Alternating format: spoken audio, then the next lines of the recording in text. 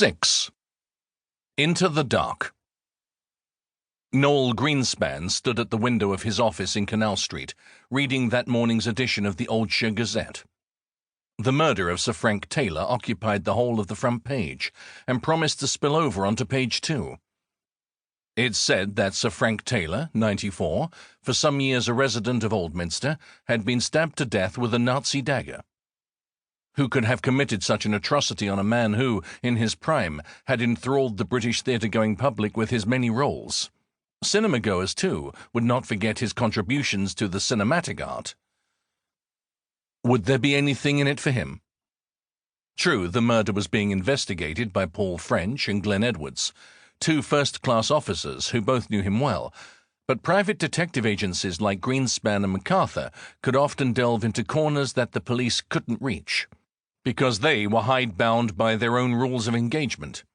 The day had decided to mourn in sympathy, and rain glistened on the pavements down below in Canal Street.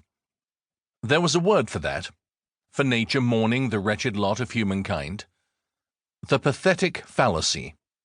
He threw the paper down on his desk. "Chloe!" The door opened and his business partner came into the room. As always, she was elegantly dressed in a favourite tailored dress and one of her treasured jackets from Jaeger. Chloe had been with him for 7 years, during which time he had trained her in the business. Just recently she'd become a partner in their thriving detective agency. She was his eyes and ears, skilled in the arts of eliciting information. They both pretended that their relationship was entirely professional, but they knew, deep down, that it was more than that. She was a widow. He was divorced. There was something very dignified about being a widow, but being divorced was a kind of failure.